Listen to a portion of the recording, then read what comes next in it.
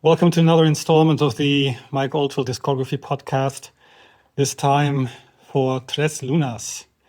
So this podcast arrives with probably half a year delay due to Christmas, then scheduling issues, then Markus touring, and me writing a book.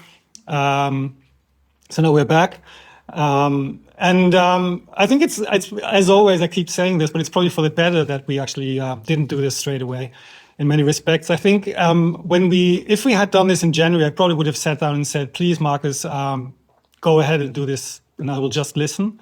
At the time, I really didn't think I had anything to contribute to this. I still think that I would really love to hear from you first, like musical impressions. Because you've mentioned this album several times when we were discussing various aspects of Mike's work, which is interesting because I think you've mentioned it more often than I've probably thought about it in my entire life. So I have a very strong, like, emotional apathy towards this album. Although I think it's an interesting part of his. I think this is sort of an album which you can use or which I can use, like, to think about it psychologically, the way his career developed, starting from the early 2000s and then gradually him retreating from the music scene. So I think it's interesting for me. It's more interesting from a psychological perspective and a career perspective. But I think you've thought about it from a musical vantage point, and I think that's really interesting. So I don't know if you want to make the I mean, like I was thinking, or like you were even saying when we spoke last week, that this could be like a very short podcast, and like we already know from experience that doesn't happen. But yeah, I think I could sort of like summarize like my whole impression and all the things I have to say within like 10 minutes or so. But I don't think, I think you're absolutely right that it's biographically in the context of what one could write down about Mike's career and life. You know, we don't know that much about it, but like it certainly is part of, like, let me just use this word once, of some sort of decline. However, like, because I'm an artist and musician myself, I have a hard time really seeing it like that. It still is a development, and the direction is really like up to the listener really to decide what it means for them. I think that there are like really only a couple of decisions taken on this record that make it less enjoyable than it could be, right? And for me, I can, like, it's very, very simply, like, and everybody would say that for me, it's the inclusion of To Be Free, for me personally, and also the use of that Roland saxophone and like harmonica sound that is triggered by the guitar, which unfortunately is also present in quite a few of the tracks, and also in quite a few of the really great tracks. And it totally, like, and a lot of people would say that destroys their, the experience for them.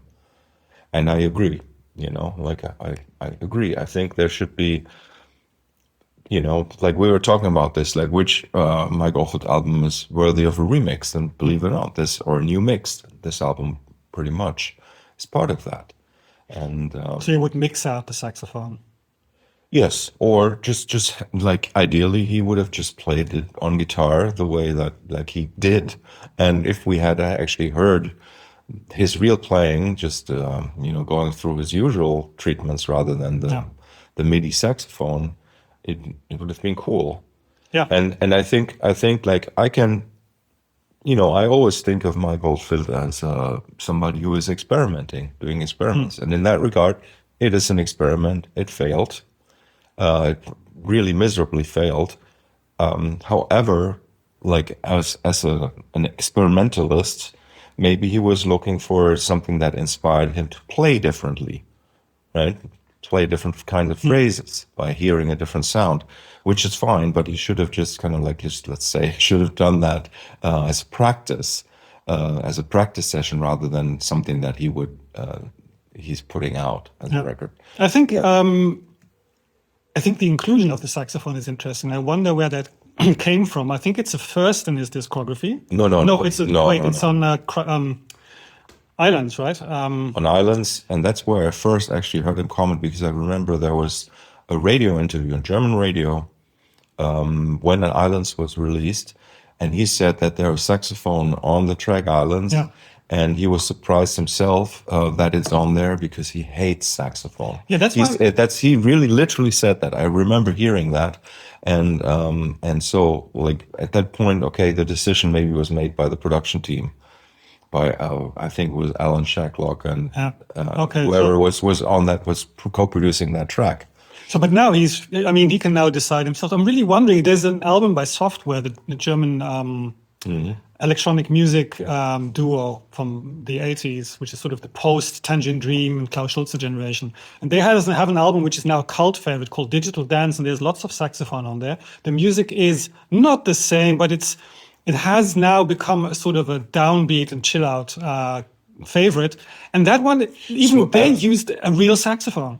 Yes, and there's a whole scene, and I've met some nice people in this scene called was kind of like a smooth jazz or smooth funk kind of scene, where saxophone is one of the main instruments, and that music can be really nice and really cool. You know, like there's nothing wrong with that music.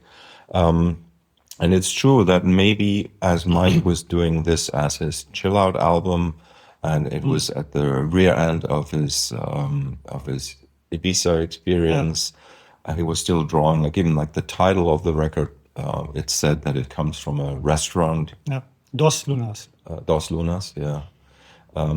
And so, I mean, you could say like conceptually, yes, but I really don't get it. Like for some reason, he always, like even with more contemporary, like at the time, cheesy synth sounds, he was able to make something that worked. I think it's that particular period where instruments, like from the early 90s, where instruments that are MIDI-fied instruments were trying to be real rather than their own thing, where some of this confusion kind of started happening. And in a way, like this album is a continuation, and I hate to say it, it's a continuation of Songs of Distant Earth. That's sort of like the style. I'm talking about the style, not content-wise. Yes, I mean like where we have Tubular World on Songs of Distant Earth, we have 2 or 3 tracks here that are sort of like based on that same idea, which is a variation, again, like a variation of the Tubular Bells theme, which is interesting because within, like we should have mentioned that before, the music VR, the music virtual reality, where Tres Lunas was the first chapter, there was a game like the Tubular Bells aspect really in the game was minimal, or it was kept till the end, let's say, right? So it seems like to me that like some of the tracks, like maybe half of the tracks are drawing from very concretely from miniatures in the game, because like the idea in the game was that you have like different like short loops basically, and all of these loops can get combined in different ways.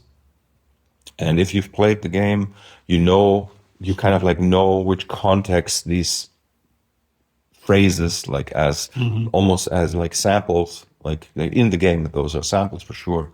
And here on the record, they are kind of combined in a way that is in some cases new and surprising, but in other cases it's like just like it is in the game, the melodies.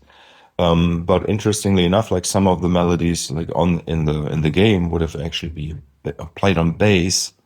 Like like we're not going to talk about the what people call Tres Lunas 2, which is sort of a compilation of tracks from the game. I think I'll mention it for production because we're discussing the production. Of course, but we can't really reference those tracks here today, because also it's not an official release, and also the titles are not official and things like that. So anyway, like it occurred. I mean, even though it was so obvious, it occurred to me only after a few years that like everything we hear on this record, really, including even the "To Be Free" track, the motifs and elements are drawn from a toolbox, or let's say a collection of musical motifs, which are like 1, 2, 4, 8 bars long. Yeah. That can live within the same space, and it's actually quite fascinating, like how he has for this. I mean, it's really in a way it's not a great genius thing to do, but in a way it kind of like references what he did, and like this is crazy, like for me to even say this, but like the techniques he used on Omadon. And on Omadon in particular, on that very first demo version, the lost version, right, where like everything is happening at the same time, all at once, and here, like when you listen, like if you jump between the pieces, you realize, you can just hum that melody from that track on top of this, and so everything is modular in a really cool way. And here, like he had that new deal with Warner Spain, I think, right? So also, like if you're thinking about Decline, right? So going from an international branch of the label to a local branch, because he was the big superstar in Spain, right? Like they really, and in a way, it's kind of like, let's say, sad in that regard, that it's kind of like getting smaller and smaller. Anyway, like, maybe you say something. Yeah, I mean, it's interesting you mentioned that it's modular. It's modular, and in a way that it's hard for me to distinguish the tracks from each other. It was really hard. Like if you were to tell me the title of one of these tracks, it would be hard for me to. And it's actually, you mentioned songs of this and that. There are parts of this which also reference in spirit, sometimes in melody, the Millennium Bell, and then 2 tracks actually are on in varied form are on Light and Shade. Light and Shade, guitars. You have like guitars reference, and it's also foreshadowing the track Nuclear on Man on the Rocks. Yes, which was of course used in Metal Gear Solid. So there's the gaming. Interesting, right? Yeah, and it's also like that melody, that chord sequence, or that vibe is King Crimson's Epitaph. So. And Mike did mention in some interviews that he was a fan of In the Court of the Crimson King. So it's Tres Lunas is really kind of rich in these kind of strange ways. Also, I think that because like sometimes we talk about like has he sampled himself, and I think so. I really think so, that the tabla maybe. The things that, the percussion guys that in there, some are from maybe the sessions for Songs of Distant Earth, like, and I've also, funnily enough, like here he does like the reprise again, like,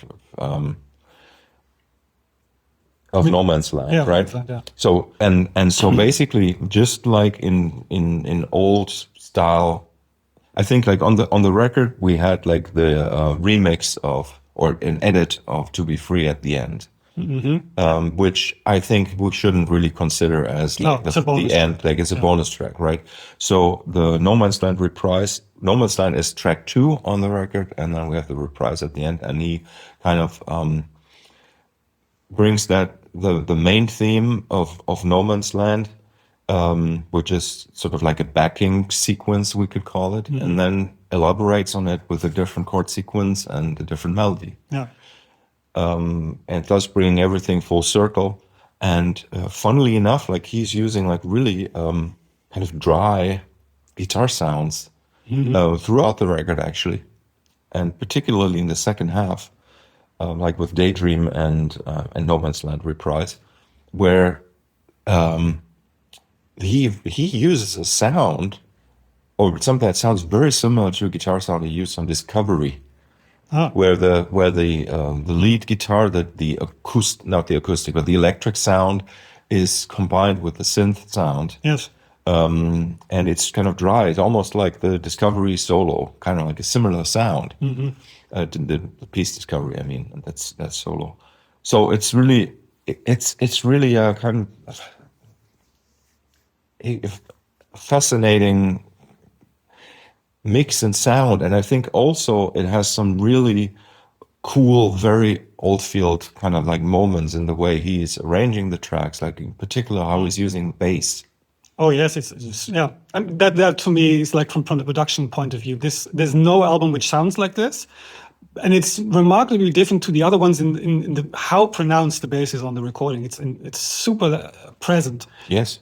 And he does that by giving the bass space, right? Yes. So it's not an element that's playing through all the time. It just comes in the right moments, and the parts are like use short notes, not like long sustaining notes, and everything is kind of like built around this space between the notes, which kind of makes sense because like if we think of all the motifs as being part of a puzzle where all of them are supposed to fit with each other, which they do. Then it's really cool. Also, like there is like the I have some notes here, but that, like there are a couple pieces that have a theme where like in the first theme it's like the melody is going up and the other one is going down, but it's the same shape, like like this inversion of intervals and things like that, which really, as a classical composer, it's something you would do. But and here it seems like he really did spend some time working out how these elements would go along with each other, how they would fit with each other, and he's doing that not so much in a how shall I say? It's not really constructed on the drawing board. It seems like he's playing melodies freely and then figures out how they fit together. Yeah, I think that's probably how it happens, yeah. Because like the first impression is that this is an easy record, like easy to make, these simple chords, simple melodies. But really, once you look under the hood, you see that in the typical Oldfield fashion, like the melodies, you expect the notes of the melodies to be the notes of the chord for consonants, right? But no, like he ends on a wrong note, on a non-chord note. Like the melodies are really sort of, and this is something that reminds me of, like he's been doing that throughout like his career, but most particularly in Tubular Bells and Omadon, right? Like those are the records where he kind of, and Incantations, funnily enough, right? And so that kind of harmonic space where you can combine all the notes from a scale rather than thinking chordally, he's thinking like in terms of a drone of a scale. Yeah. Like if you play all the notes of a scale, or it could be the pentatonic scale, or in this case, like the whole like 7-note diatonic scale, you get this puzzle and you get these interlocking parts. And I completely agree that because of that, it's still so hard for me to have these names ready in my head, like the song titles. I think, to me, when I look at the album now, I think it tells me something about his motivations, his creative ambitions, starting around Voyager. I think, to me, there's a sort of a timeline which starts with Voyager, maybe Songs of Dissonance, but I'm not quite sure, where the albums have felt for a long time to me like they were done quickly, like off the cuff almost. I think Voyager was recorded super fast. And I think with many of the albums which follow, my impression is they're not really finished in a way. Which, of course, like if you look at it from a more positive angle, they're more spontaneous. They're not labored over as much. But I even think the Millennium Bell, for all of its grandiose spectacle, I think that one would have needed more time. I still think so. I still think that album could have been great, but it was missing finishing somewhere. And I think, to me, I've seen that negative, but now when I look at Tres Lunas, I think in a way that he was trying to get in a position where he could work fast, because I think he was looking at becoming someone different in the wheel, in the machinery. And one thing which Colin Dooley said, who is of course the programmer, the visual, who took over the visual aspect, is when they were working in the final stages of the game, they changed certain parts almost on a daily basis, and they needed new music for it. And he said he couldn't believe that Mike always had something ready, like almost instantaneously. Yeah. So that supports your idea that he was, like, the things came together. That sort of he had a pool of themes and ideas, and maybe even almost finished parts, and he could combine them. And maybe that's what we're hearing, is something which was initially very spontaneous and came together. Of course, the album Tres Lunas itself is more produced. You can hear the difference if you look at Tres Lunas 2. Some of those tracks are just slightly less polished and refined. Well, of course, because obviously and more loop based and but I think even more loop based. But I sort of think, I mean, it's interesting maybe to go into the history, because there's also another timeline which is him being interested in visual accompaniments of his music, starting in '85 with Pictures in the Dark. Yes, and I was also thinking, of course, the big video thing of To the Wind Chimes. You know. Yeah. And he actually invested lots of money into it. And there's a very cool thing in 1986. There was Tubular Bells Experience, I think it was called, which was a game for the C64 developed by a company called New Wave, which is absolutely amazing. If you're listening to this and you want to see something incredible, search for this, because it's a chip tune. So it's like a rendition of the complete A side of Tubular Bells with a visualizer for the C64. It looks. I love this. I love Miles Davis kind of blue plate for like a 8-bit thing. And this, it sounds like it's really like it's faithful to the score. So he was interested in this, and he actually, the way I understood it, there was an early version of a video game or an environment which he composed, but it required a huge computer to run. So he had to wait a bit until technology caught up with. You know that on the Songs of Distant Earth, he already tried to do the same kind of what he's doing here, but then it was not like minimally interactive. Yes, exactly. Yeah. So that means that like these ideas to take music into a wider, like more interactive experience was sort of. I remember that at the time he was even saying things like that he would enjoy if there was a way to have a concert where the audience can participate in steering the game, like where it was like talking about like maybe like flashlights that you point to the right, you know, and it would be a group decision to fly to the left or to the right or things like that, which is nice. So yeah, I completely agree that it's sort of, in a way, his ideology, if I may use that word, changed starting from like the mid 80s and then like started more going into the direction of multimedia. And which opens the doors actually for more, you know, being more dependent on other people, which I think kind of like shows, you know, like if you don't have, say, the technical ability or even like this, just say the taste to create something out of your element, right? You know, like it leads to something that I think like he was concerned of like all his life was like that his ideas get watered down by collaboration somehow, right? And in a way, it's really kind of like obvious now that how we see his struggle, particularly after Tubular Bells 2, right? And this is sort of like a continuation. I think that this album is still a continuation of the sound that was set with Tubular Bells 2. Yes, totally. Right?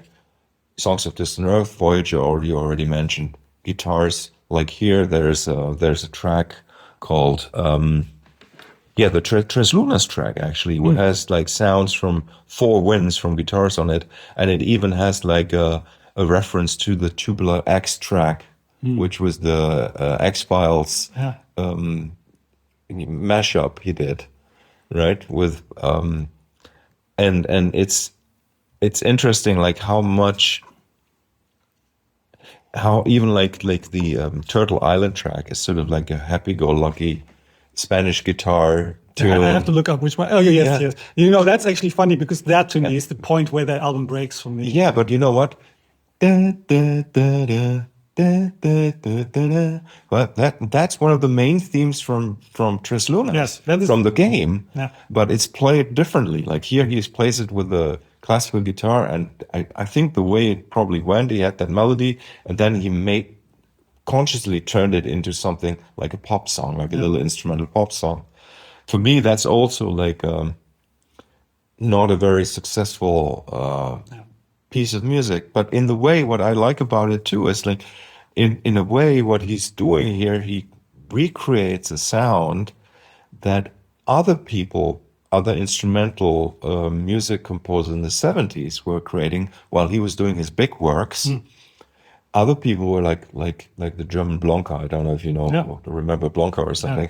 Like great tunes, right? Like, and in a way, this is sort of like going back to the Shadows and the Tornadoes, and this idea of the simple, even the way of playing his guitar. Absolutely, and the vibe of it, right? And the kind of melody, and I have to say, like what is so fascinating about Mike Oldfield's world is that he always finds a new way to write a melody.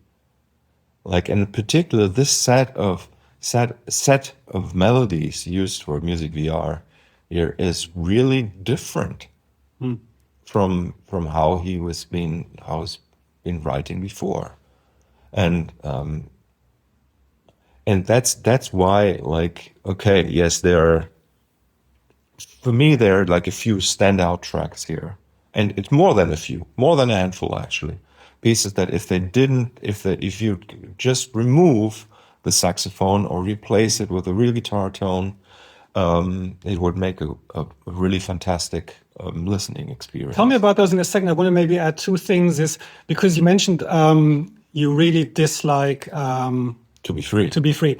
To me, so the way I see this album, what I find interesting is that we've mentioned several times that there was a break when the CD took over from the LP, and that even for a long time, while the CD was the dominant medium, he would sort of think of the LP while writing. And I think Tres Lunas is really different, and it's actually an interesting part because the game, we call it a game, even though I think Mike himself said it's not really a game because there's no goal. He compared it more to a flight simulator in a way. But so let's call it a game. And he said there's different zones with different musical moods. And I think the album, that's the way it's constructed. I think the first 5, I'm going to say now. I have to be careful because I'm never quite sure. That's the zone. Then you go into Turtle Island, To Be Free.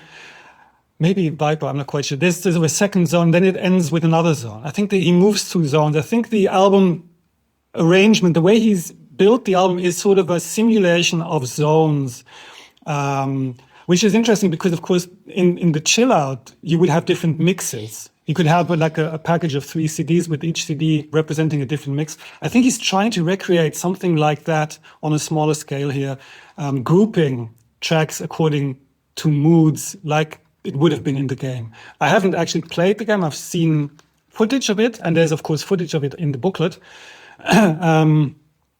Actually, the rendering of the images in the booklet is beautiful. It doesn't quite the actual game doesn't quite live up to it, I think. That's normal, like for rendering, it always looks better. But, and branded and it's printed. So and it's printed and it looks really cool. Yeah. But I think, so that's one thing I wanted to mention is maybe that there is a sort of, I think he did carry over something. It's not just a soundtrack to the, apart from the fact that it's of course produced, but it's sort of, he had an idea, I think, the way he structured it, which was not just how it flows, because it doesn't really flow. There are breaks, but I think those are the breaks you get when you move from one environment in the game to the next. Also, remember that he always said that people started assigning genres to his music that didn't exist when he was making the music. Yeah. Like calling Tubular Bells New Age, which doesn't make any sense, like in hindsight, right? And Amadon world music, ridiculous, right? So, but anyway, like we know why, and kind of we understand why. And I think here in this phase, like you were saying, okay, so if I actually created New Age and chill out, what do people actually mean by that, right? And he was talking about his experience sitting in a restaurant, probably, or at the beach, in a beach restaurant, drinking alcohol, probably, smoking, and listening to music over the speakers outside, and kind of like, I think that's maybe also the kind of space that you're talking about. Like, is this this chill out room, like in clubs where you had the chill out room. There was the dance rooms, let's say, and then you would go somewhere where you would just rest and recover. And maybe he was trying something like that. Also, just even the fact that he has two programmers from like a studio in Munich that probably went to with the material and asked them to add loops or something like that is kind of interesting. And other than that, like it's really like mostly it's like, let's say 98% just his playing. He has a couple vocalists or like spoken word things by his sister, then Amar who was on Tubular Bells 3. And also I would believe that like this is not that she came for another session, that he was using leftover things. It sounds to me, I found something like she sampled and chopped it up. Yes. And then the singer for To Be Free is Jude Sim, right? Yeah. So it's really like a small, and Ben Darlow doing like some of the engineering here also. The funny now we're talking about production. I think when we came into this phase in his career at the beginning, we both talked and we said, well, there's one thing about it, it's that they sound great. And then we did the albums and I listened to them again and I thought, no, I actually think there's something, I have something to criticize with each album. I think there's production-wise, there's issues. Funnily enough, I have musical issues with this one, but I think this one is actually perfect. Like from production point of view, there's very little. I mean, the mixing, yes, and the saxophone, I totally agree. But I think it's great. I think it sounds great. It's not that dynamic, but it's, the balance between the instruments is perfect. The stereo imaging is insane. Like if you listen to the opening track, Misty, he recreates Tubular Bells almost. It feels almost surround sound. There's so much happening in the left and the right channel and center channel. And he spreads it out. It's so beautifully. I think it's incredible. And then, yes, the two guys from Plan 1 in Munich. Maybe it would be interesting to talk to Patrick Süßmeier. I think they did quite a bit with the stuff he sent them. You can hear the original loops on the sort of the rest material, which was not published. Some of it sounds pretty cool. You can hear it has more of the percussive texture in some of the tracks, which almost remind me of Omadon. Some parts also of Millennium Bell. But they do quite a lot of it. They send the stuff through effect processing. They layer it. They add some stuff, and it sounds great. I mean, the production is super contemporary. This is 20 years old. This album, right? 24. Yeah, and it sounds exactly like this is how this kind of music would be produced today. The bass is very prominent. better than actually when it sounds today. And the percussion is sharp and pristine, and I know. I think from production point of view, it's absolutely it's really fascinating, right? Because at the time, to me, it I mean, I agree that the quality is great, right? But it somehow already sounded old, yes, right? At the same And time. now, like from like 25 years later, to see like how, like what was captured somehow, it is indeed fascinating. Yes, yes. There's like a use of space, like I said, like use of space that is very unique. Yeah, this record still was mixed on a proper desk, Exactly. right? So this is, I mean, this is obvious when you listen to it. I just remembered something that I don't think I've read in like 25 years, is that was he actually talking about capoeira, like the Brazilian dance / martial art at that time, that he was inspired by rhythms of that kind. Well, I mean, that would make sense. There's like, if you listen to, I know we mentioned we're not going to talk about it, but if you listen to, you can find this online. Brandon Blooming, that's the guy who sort of extracted the missing material Yeah. and then mixed it. Yeah. And it sounds very nice. And there's a track called The Earth, Spirit, and Spirit Dance. Those are the two first. And they have what you described. That's exactly the kind of, percussive Yes. stuff. Capoeira. Yeah. I remember it now that he mentioned that in some interviews. There's no other reference, I think, than what he said in those interviews. Yeah, you know, like for me, the interesting thing is that I think that the first 3 tracks Yes, are really strong, I agree. right? And that's with the exception of the sax thing, okay? Like, but they are really, really strong pieces, and they are goosebumpy, deep. You can get lost in them. They have like this really uniquely Oldfield world to them, even though they're so different. Yeah. And I'm not just talking about the sound or like any particular thing, but just like the depth of like how you can get lost in it and how it can make you cry, even like the emotional aspect is there, only to be destroyed by the saxophone. Yes, maybe one. But anyway, Sorry, because you mentioned space, I wanted to say, because of the production, I think what he's doing is, which is really unique. If you listen to like this kind of music, very often the effect is achieved by adding humongous amounts of reverb.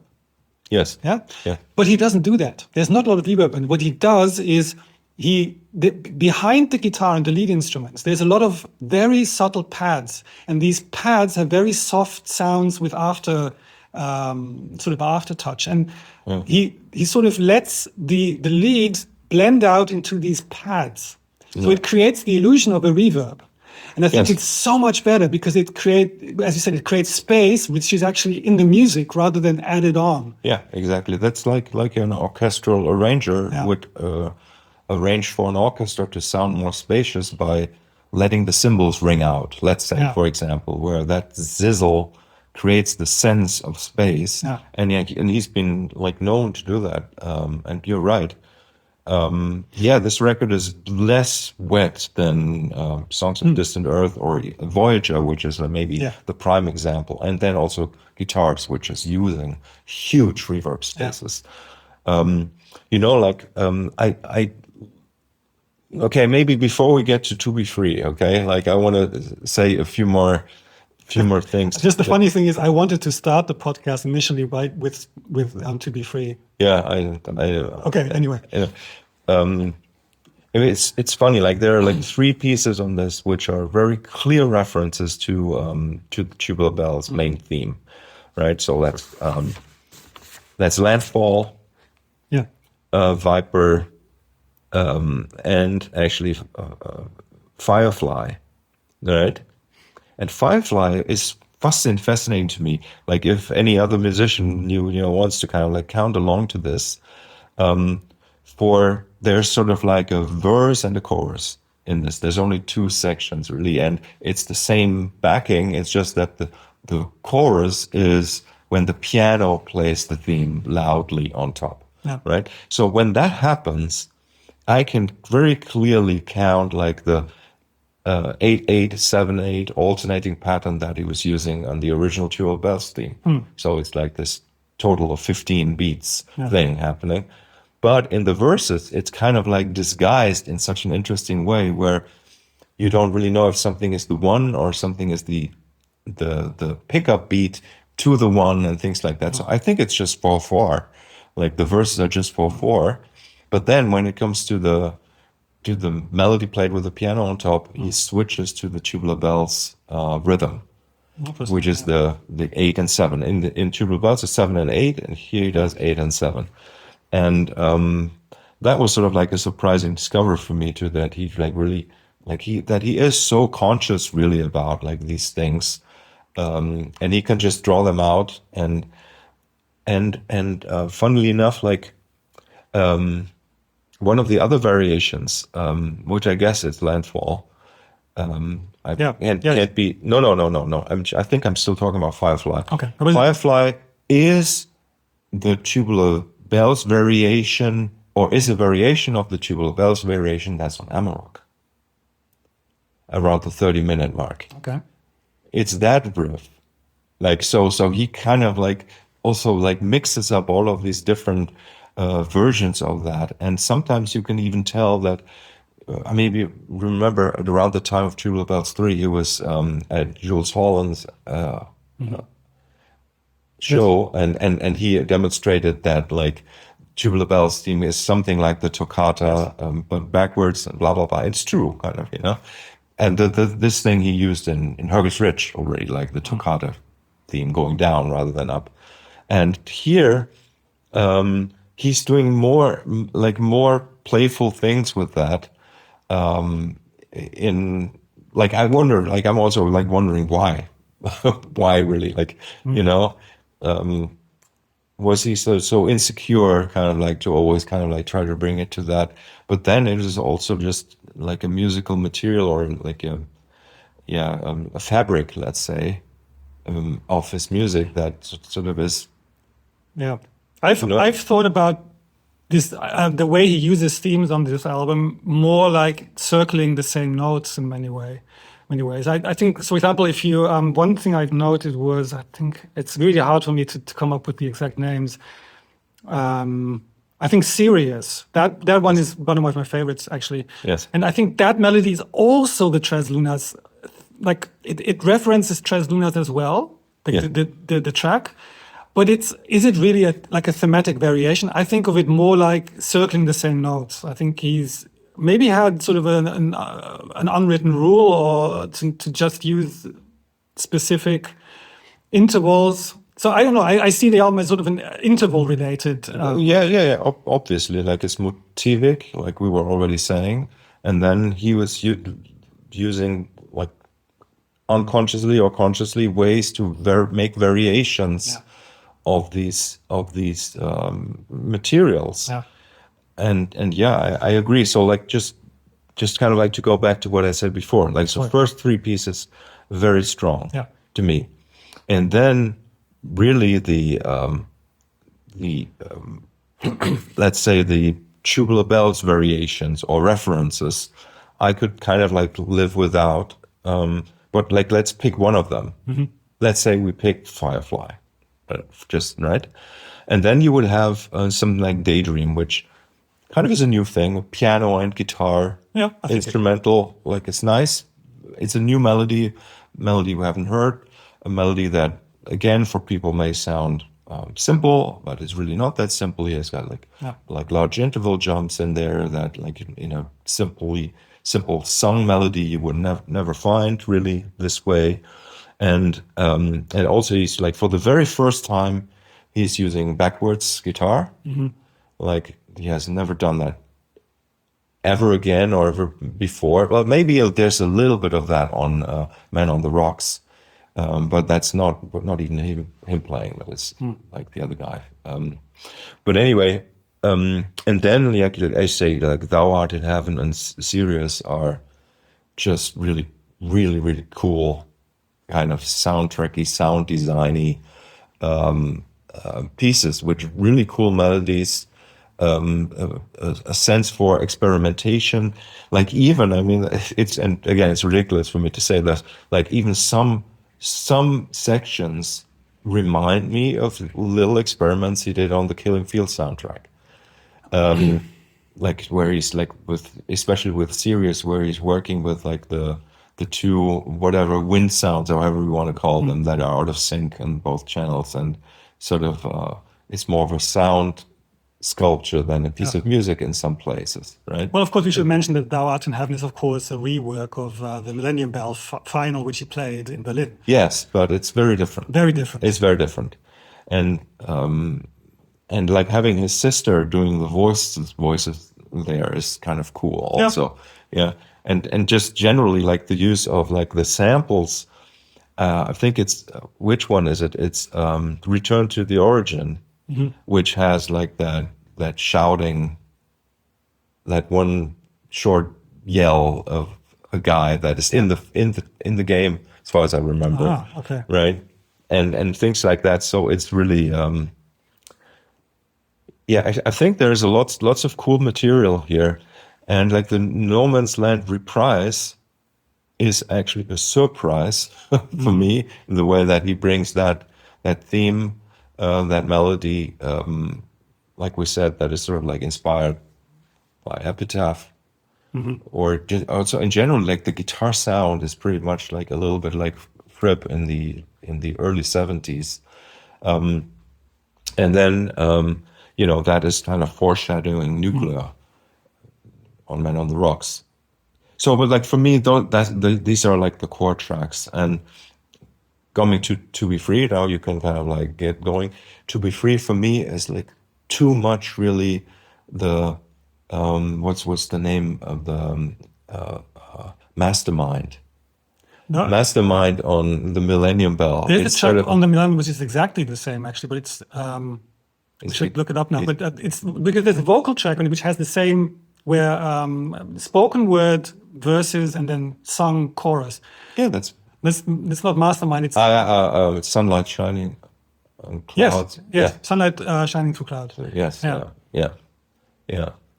It's sort of a carbon copy, just different arrangement. Yes. Yes, maybe just to add, because you mentioned Daydream really being different. I think it's interesting that there's sort of a almost a strand, like maybe he had a sort of a set of pieces. To me, I don't know if he ever spoke about it, which feel like Satie pastiches almost. There's this piano, and he's playing them with very different themes, as you said. And there's one also beautiful one on Light and Shade, a second piece on that album. Which feels like it's one of the best things he's, I think, done in this phase, and it's very often on the piano. Yeah, exactly. Yeah, and I remember at the time, like there were some interviews with him while he was sitting at that brown grand piano. Yes. Beautiful sound, and he said like that the sound of that instrument inspires him so much. So he would sit down there and just play along, and we get some of those pieces. Here and on Light and Shade. Yes, it's true. The one thing he didn't do, which would have been like so many people did as part of this scene, and which he, I think, should have done, is maybe do a solo piano album. I think it would have been great with his own composition, maybe a few arrangements of all the stuff, because the piano pieces are the standouts for me, I think, very often. Yeah, I mean, like obviously, like the limitation of like what you can actually play is could be good. It could also be bad. Like I think there are so many now, like piano versions and interpretations of Mike's music, which are like 99% of them are really not good. No. So anyway, yes, I agree. Like if I take anything that he would have done, let's say, I would like that for sure. So, but like To Be Free, like. What is your take on that? So, first of all, I like the song. So that's just on a pure emotional level. I think it sort of makes it gets me awake. I think my issue with the album is that yes, I agree there are quite beautiful moments on it, mostly in the first half, but then again at the end. So it sort of has a nice arch in a way. I just think it loses me in the middle. I think this sequencing to me doesn't work, but I like it as an as a moment to take me out of the general mood, which is really probably not intended for all too focused listening in one stretch. So I like it from that point of view. But I looked at the lyrics. I think the lyrics are really telling. Yeah. I think the lyrics really sum up, or I don't know. So when he's saying to be free, to be wild, to be just like a child, I really don't mind because I'm me doing just fine. I don't know if I think the time I've seen interviews with him and he looks like he's really doing well. He also got married again, just around this time. His work, like the old work, is getting re-released. There's a few. So the remastering campaign starts. The what's it called? DHCDs.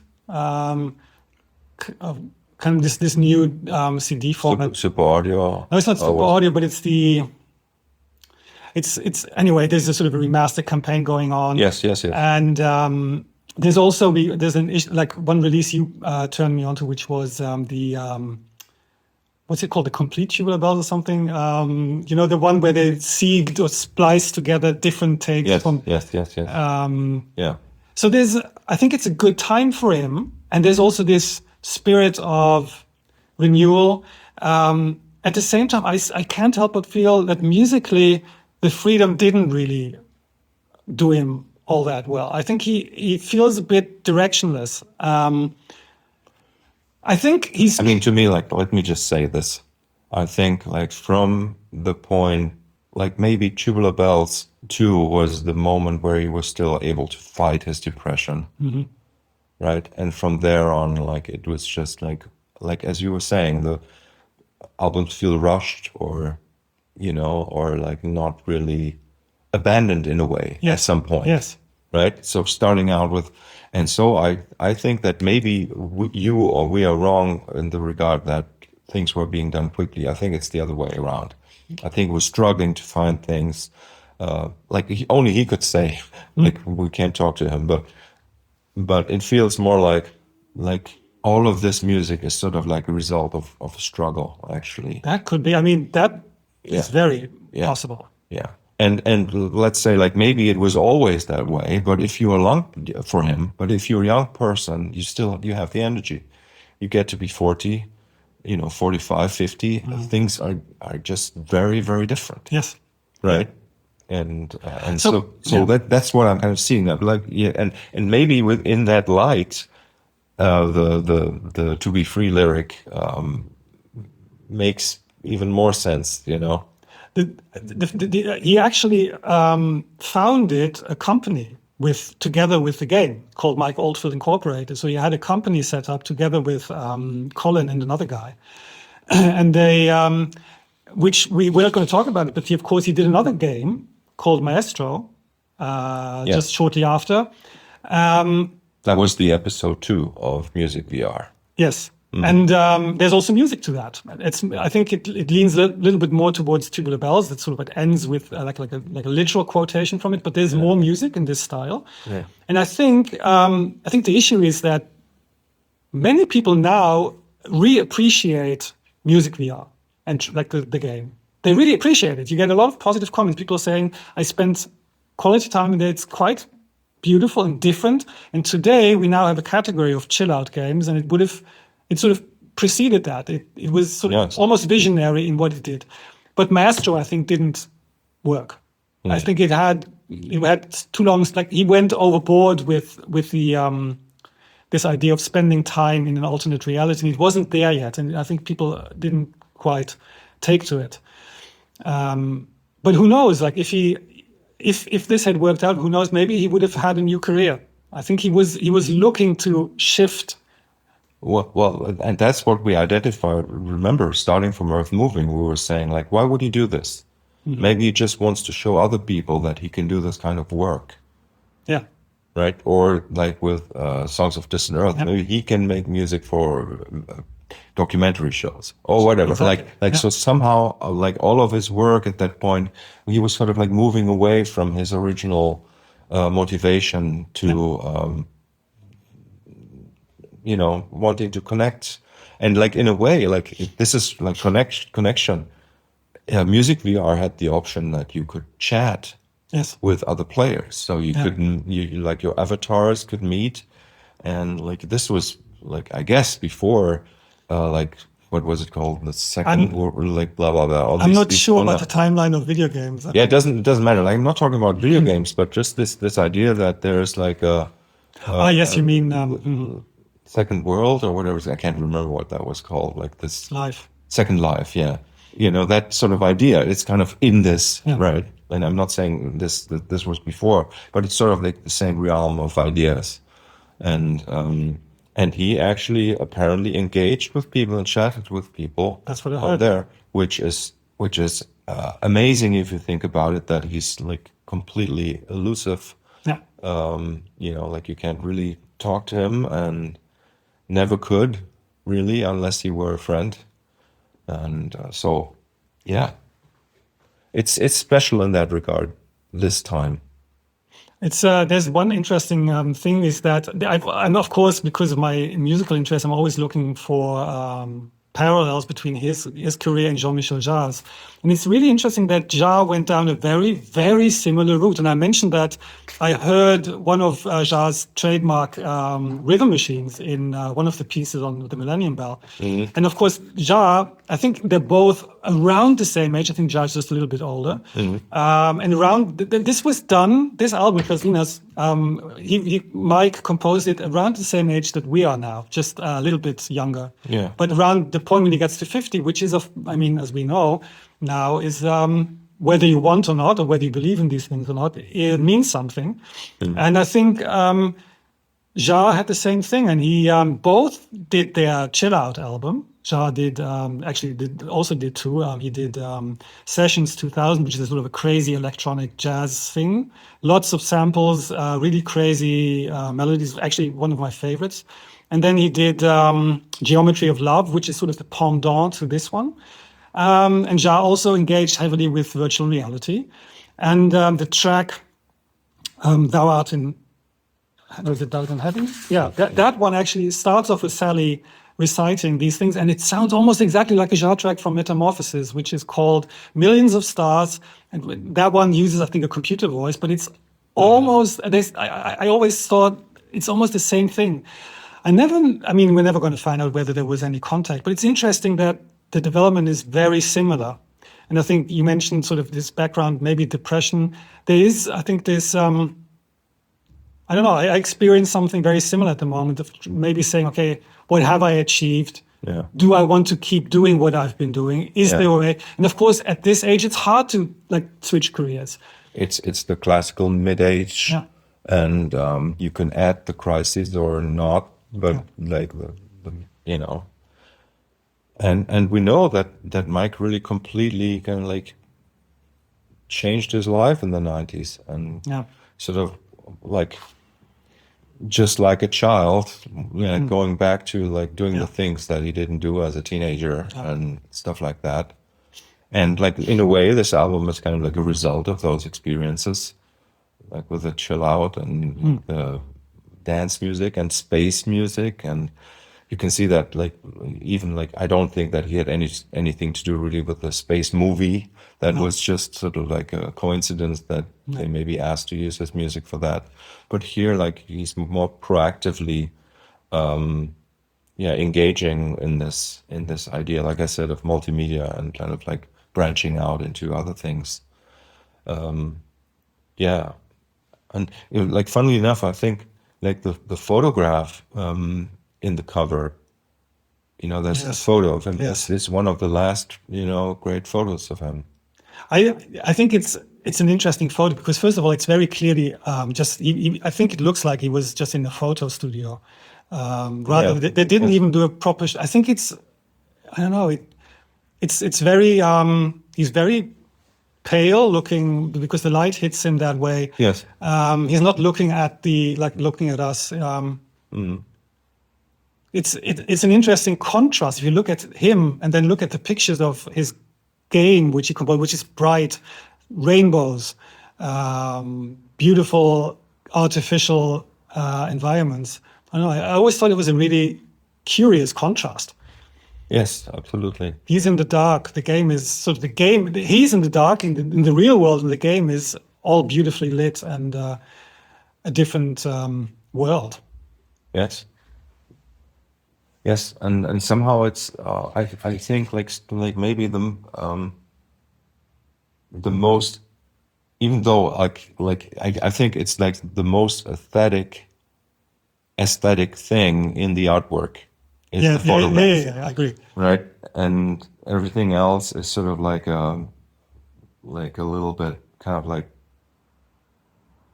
put together from like different sources, and you can kind of like I can kind of like feel the indecision like in the art direction and things like that.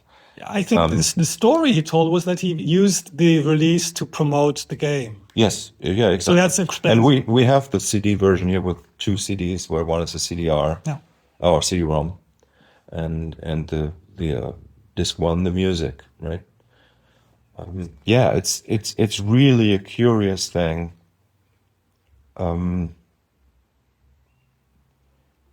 Yeah, I mean, like really, this for me, this would be a candidate. Like, even though you're right, it sounds great, but some sort of remix, remaster, resequencing, maybe even, could make this. But anyway, like, who am I to say this? You know, I'm pretty sure that there are Oldfield fans who would say, "Okay, Turtle Island is my favorite piece ever." Who knows? Yeah. Right. And I wouldn't blame them. I would totally understand. I would get it. Like the at least like any music can mean the world to some person, right? And in this case, it's Mike Oldfield. So like, there's really something like a universal greatness about like anything like this person did, because for me, I look at the whole. I look at the discography, and that's why we're doing this, and we're calling this the Discography podcast, because it's about the development chronologically, but also like you could all we need to know is that after that album comes that album, It doesn't really matter. We don't even need to know, was it 6 years between those albums or just a year, or, you know, it's just like it builds on top of each other. And just to see that he's still reinventing himself in some way, it's still fascinating, even with this record, I have to admit. He definitely took decisions. I mean, it's not just cobbled together.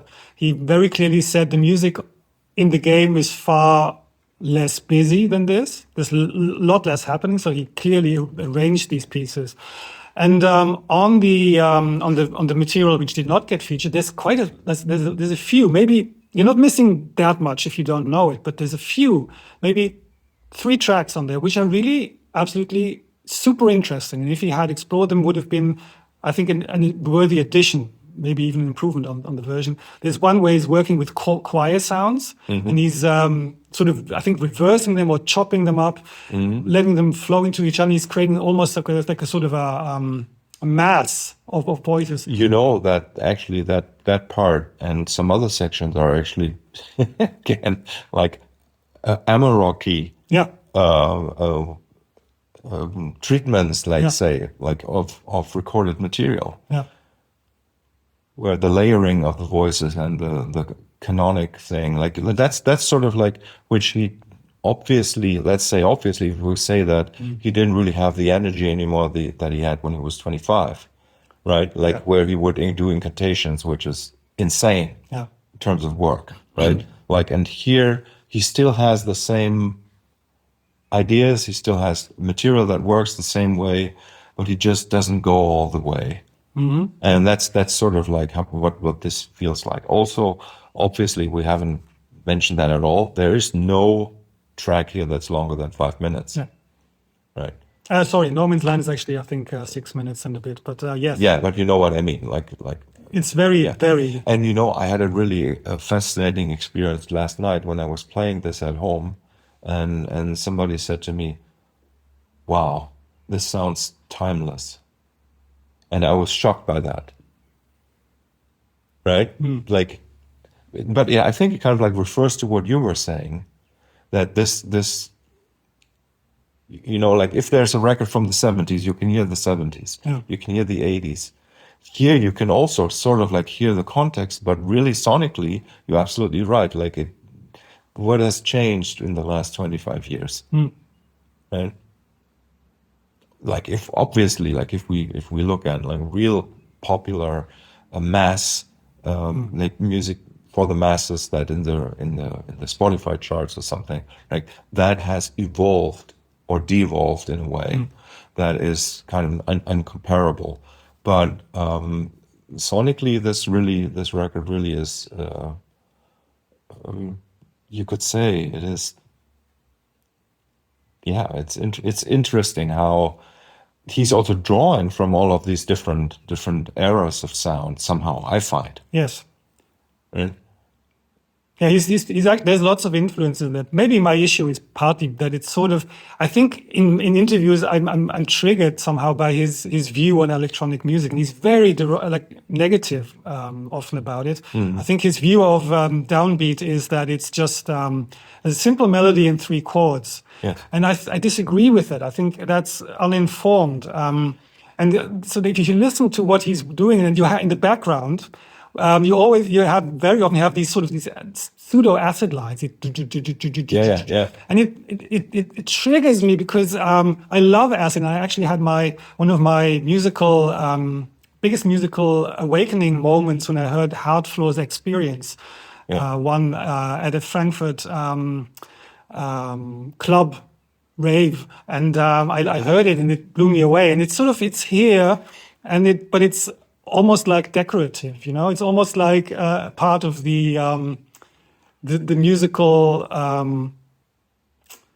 decorum. It's just I don't know. It's it's fascinating that you say that. I really think it's true that like his statements, but also just like his understanding and use of these elements is kind of ignorant. Yeah, Yes. for lack of a better word. Or naive, if you want to. Naive, yes, naive. But like if we use the word ignorant, I think it's a little bit less judgmental, funnily enough, right? Because you can kind of like take something and ignore its context or ignore it the way that it's supposed to be, but you can still use it.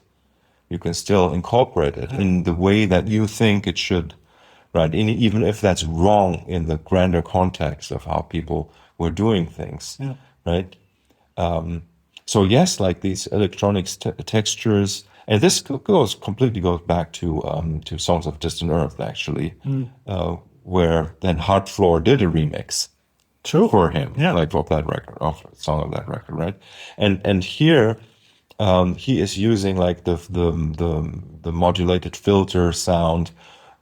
As part of a texture in something that's more like a spacey track rather than a dance thing, and I think it's kind of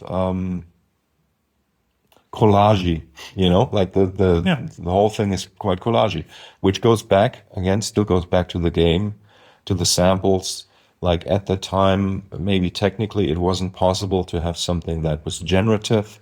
So he needed to think of something that is generative in the sense of taking existing loops that then get recombined. You get closer to an object, a part fades up, you go away, it fades down again. Like these simple sort of like mixing things, and the way that material needs to be recorded in order to fit in every combination. It's also not easy.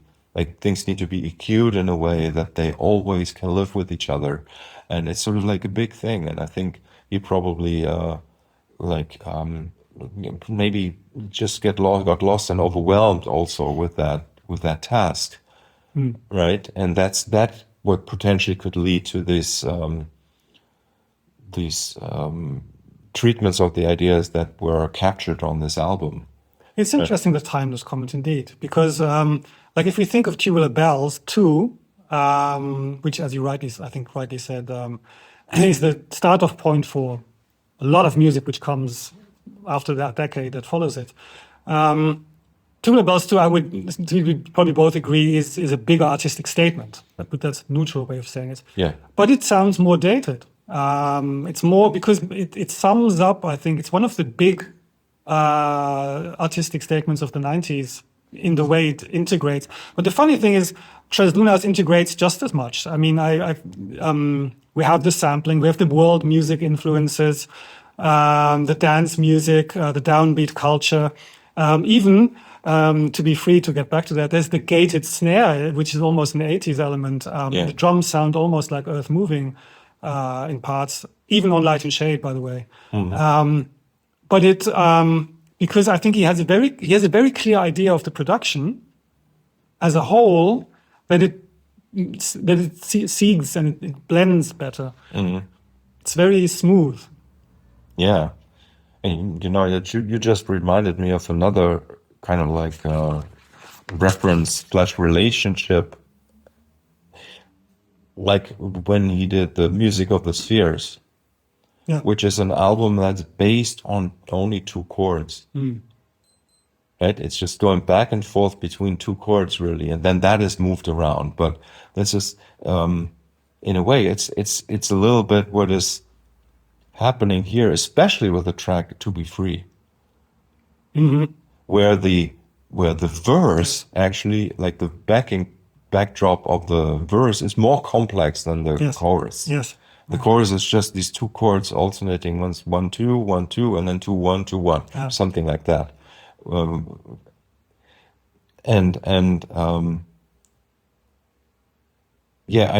kind of like seeing how the I mean this would be like really interesting to kind of like understand how conceptually he also got lost in like maybe in being conceptual, going more from like an intuitive artist, let's say, to somebody who's starting out to do conceptual records. And in a way, if you think about it, Tubular Bells 2 may be actually and like we said, it maybe is the tipping point. Yes. Because that's where he had to do a whole album that's completely conceptual. Like, like the musical motivation was maybe not there before he said, okay, now I need to make variations of those themes. Especially variations of his own themes. Like of his own themes. Not only does he have and he's already done it, like with Crises, or like he's already done that. But then, and so like he turns more and more into a conceptual artist in that regard. Yeah. Maybe also, like we said, drawn, like inspired by wanting to present other sides of him, or by the A&R people of the label requesting, now let's make a New Age record. Let's make a Voyager, right? And then, as we know, they forcing him to kind of like even water it down from what it originally was meant to be and things like that. And so maybe he kind of like came into this mode of working where, oh, this is the concept. It's a chill out album. Like he has to say these things. And he had to have the idea to make a rock album, which was like called the Telecaster album, which turned out to be Man on the Rocks. Like, so there's always like, okay, now I do like the new Omadon, which was called before it became Return to Omadon. So like, there's always had to be some external idea for the music to take shape. Very likely. And this is like clear, like even like the Millennium Bell, there's the concept first. Yes. Right? So and guitars. Okay, let's make a record that's just guitars. So you can see where his titles, the album titles, were sort of like added to the music before. Here it's the other way around. Like you have the concept, you maybe have the title, and then comes the music. I mean, it's interesting that people, if you look online, some people get very cynical about this album and this phase, the Ibiza Oldfield. But there's an article from the year it was released when he did a promotional series of interviews, and in the German magazine Der Spiegel, which is of course Germany's biggest news magazine, that article is super interesting looking at it from today's perspective, because it is very positive about the album. And they say, this is not like Mike. This is very different. Thank God. It's like they hail it as finally he's gone away from like the constant return to his old days, the constant need to go back into the past. So this is something new. Really, like from today's, like if I look at it from today, I was surprised. I was very surprised to see such a positive appraisal. There's lots of positive reviews from the time. It was probably not among his fans, but from the outside people, like from people who weren't as invested or as deep into his stuff, they looked at it with different eyes. Yeah. And he probably did excited because he did this. He said, this is different. This is, as you say, maybe my downbeat album. Virtual reality.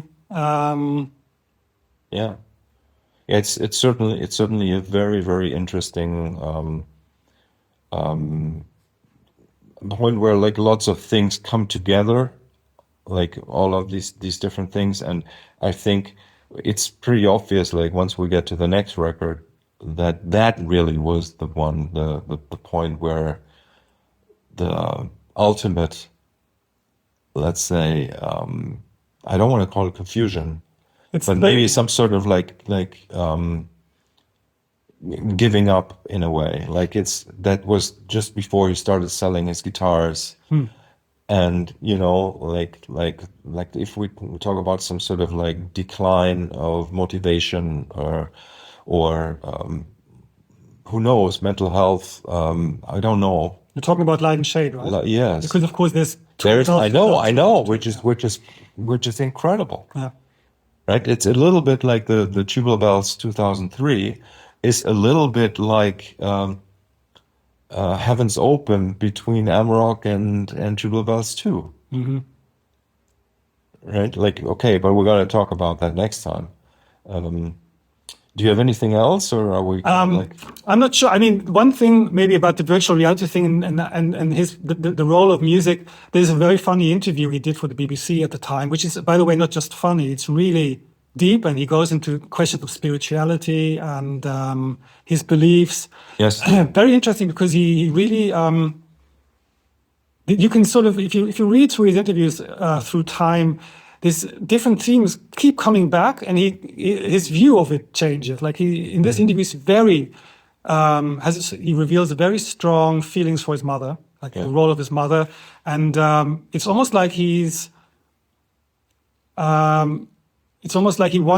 would love to be able to talk to her again. Like I read this and I feel like he's looking for a contact to do, like, is it possible? And of course, his family ties with Sally. There's lots of stuff. Actually, by the way, I listened to some of her stuff, and I thought, man, we should maybe do a discography thing on her in some form. Yeah. Because some of the stuff she did, like at this time, were incredible. Mm-hmm. But there's like the interview ends when he's showing the interviewer the game, and then he stops paying attention to the interview.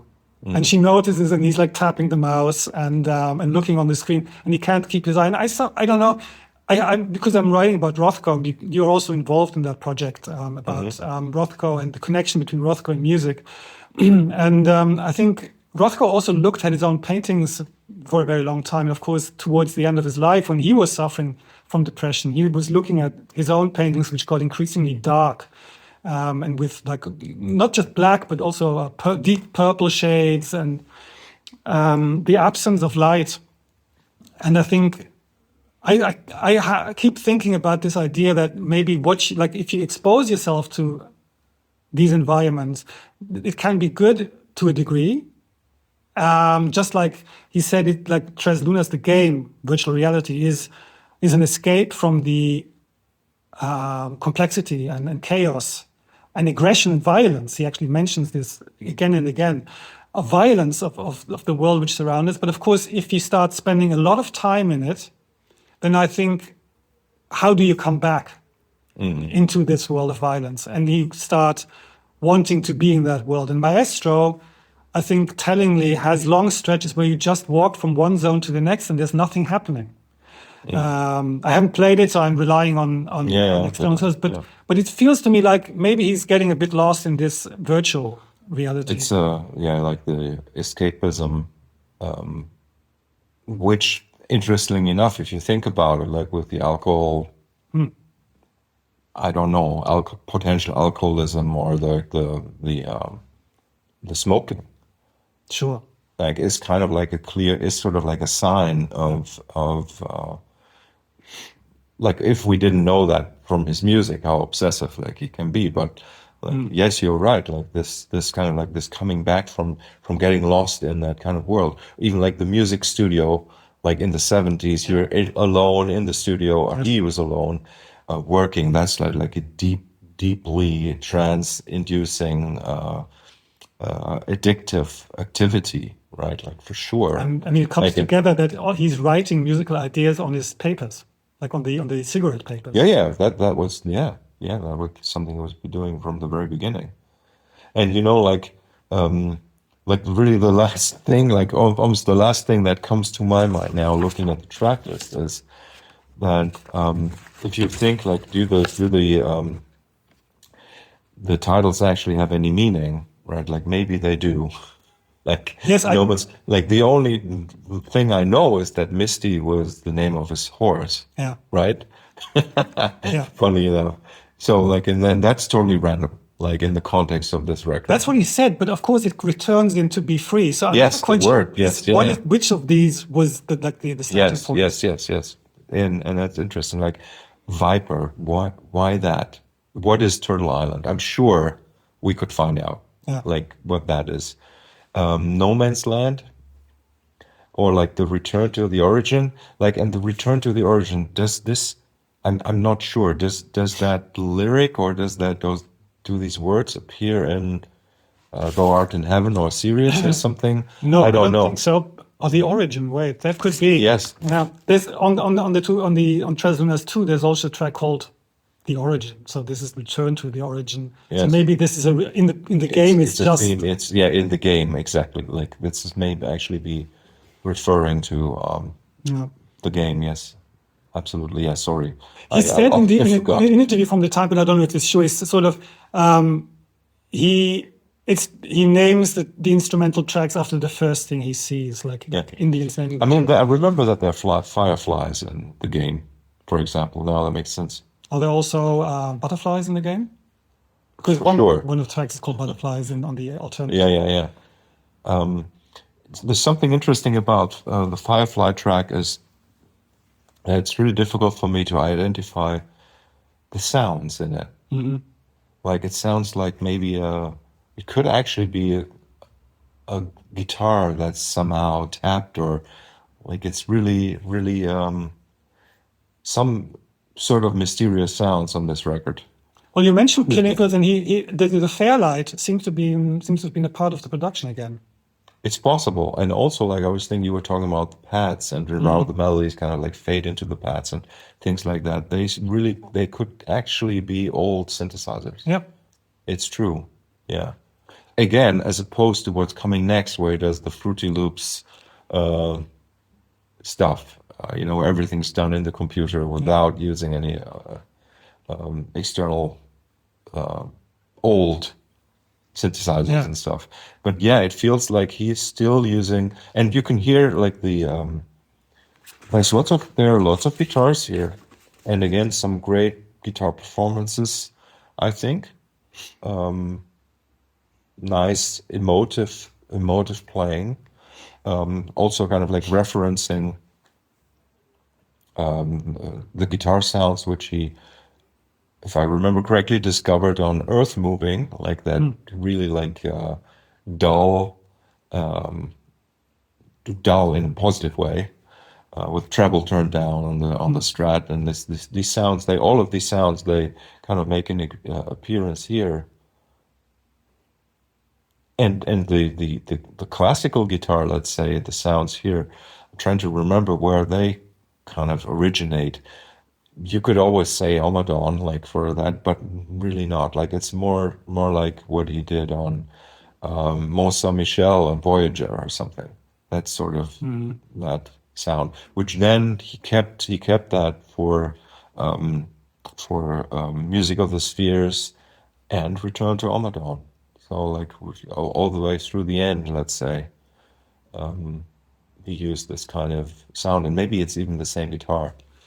I think so, even when I hear the drum sounds, especially on Light and Shade, then it seems like he's using the same stuff he did in the late 80s. Occasionally, just the same snare sound. Yeah, maybe samples, maybe samples of samples. Simmons drums. Yeah, but like, yeah,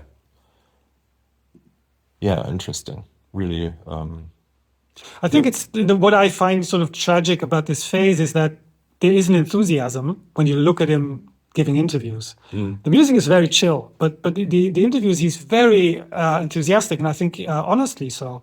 And so he does Maestro, it doesn't work out. The company is disbanded, and he,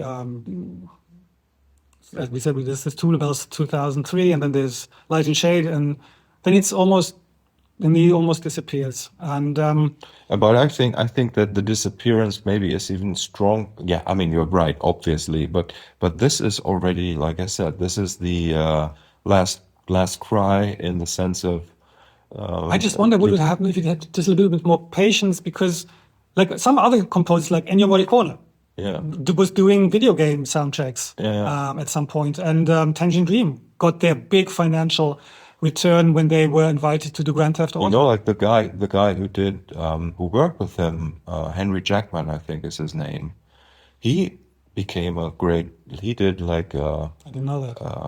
I can't remember the name of the game series, but he did sound for like huge games, right? So it's and anyway, like I don't think it's like necessarily about patience, but just like the fact that this was on Warner Spain. Yeah. Like we already mentioned that, and like remember when when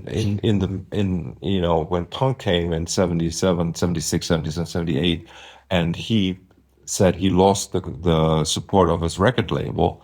Like think of 2002, where he has lost the support of the record label in a big way. He's a contractor, essentially. Yes, right? in a big way, and I'm sure that these Spanish guys, they were great and they were helpful. Yes. They were, like sold a lot of copies and stuff. Yeah, yes, but it's just like globally there was like or internationally, let's say, there wasn't much power.